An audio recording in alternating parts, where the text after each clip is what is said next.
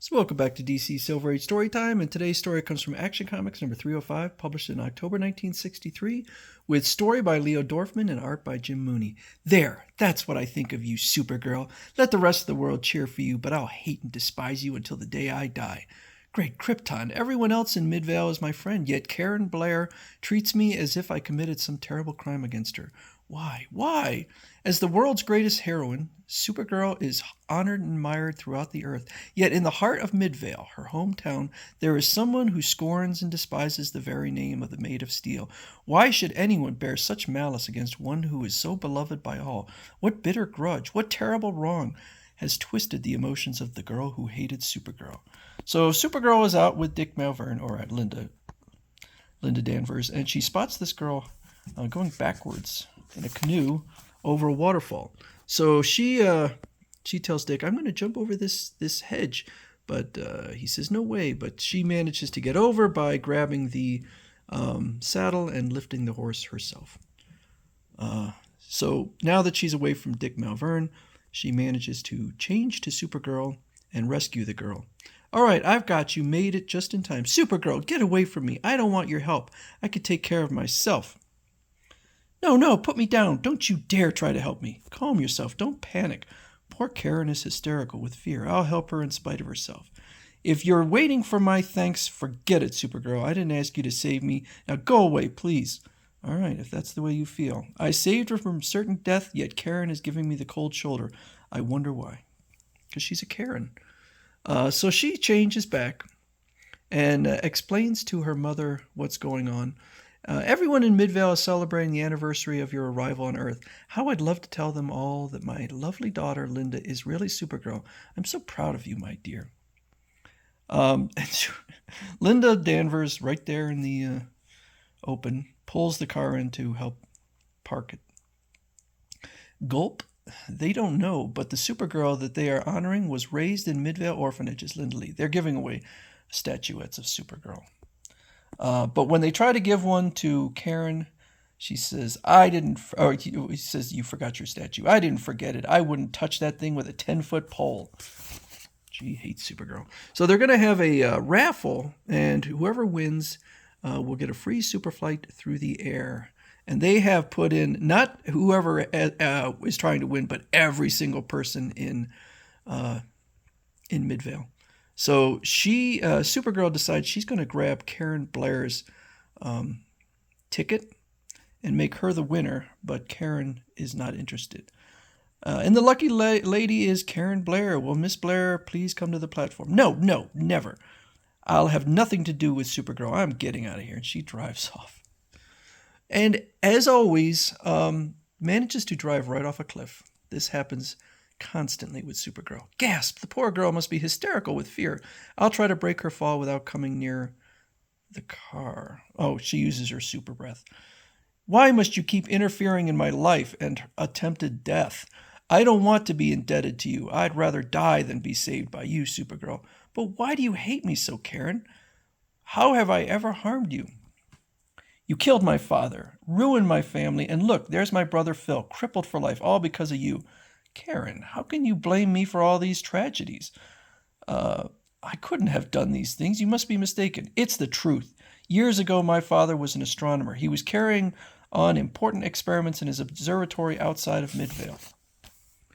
For years, I've observed strange signals coming from a distant galaxy. I've built this hyper-ray transmitter to reply to those signals with a simple color code.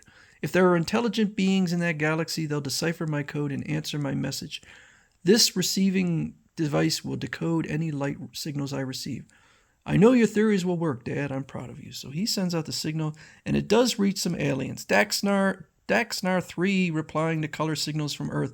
"We are ready to exchange scientific secrets of our planet for those of your civilization." This is wonderful. However, at that very moment, a dark shadow sweeping over the observatory dome. It cut off the light beams from my transmitter just as I was about to answer the message from Daxnar 3.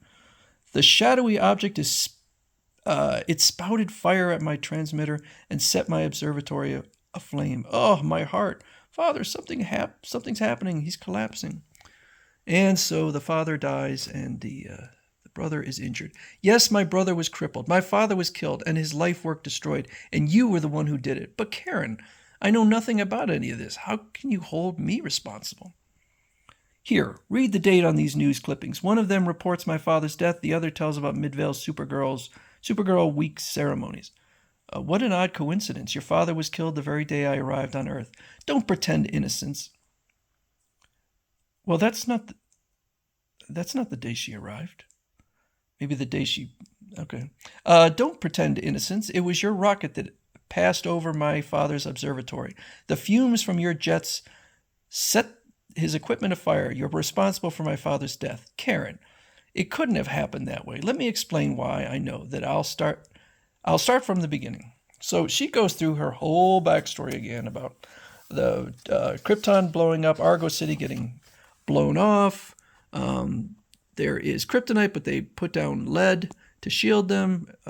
Meteors punch holes in the lead, and they manage to send Kara off as the only survivor. And they decide to send her to Earth because Superman Kal-El is already there. And her rocket ship looks shockingly spacious, like she could have saved another half dozen to a dozen. Great Krypton, according to my father's instructions, that red light indicates the automatic controls are damaged. I'll have to land rocket manually. So she does land, and she finds Superman. I was in full control of that rocket as I landed, Karen. I never came near your father's observatory. I won't let you wriggle out of it. You killed my father, crippled my brother, and destroyed my father's life's work. I know I could prove my innocence. Come with me to Superman's fortress. I'll show you the evidence there. A likely story, but I want to be fair. Even to you, all right, I'll come with you. So they go to the Fortress of Solitude. This chronoscope invented by Superman will prove my story. It can overtake light rays that left Earth years ago so that we can view the events of the past. I'll focus it on the day your father died. You mean we'll actually look into the past? I don't believe it. But they do, which I don't know how in the world that would work. I don't know why light leaving the Earth would be able to show things that happen indoors. And you see the dark shadow go past. Groan, we're seeing him just at the moment before your passing rocket set his observatory afire. No, I can't believe it. I recognize that thing. It's a space bat from a distant nebula. It was attracted by your father's hyper rays, just like a moth attracted to flame. That space bat father's rays annoy him. He's attacking the observatory with bolts of super energy. This is awful. That shadowy object, it spouted fire at my transmitter and set my observatory aflame. Oh, my heart. So they got light, but I wonder how they also got sound. Father's last moments. Sob. I can't bear to look. Turn it off, Supergirl. I see it now. Dad's own experiments caused his death, and I've been blaming you. Oh, Supergirl, can you ever forgive me? Of course, Karen. But next time, don't be so quick to make rash judgments, dear.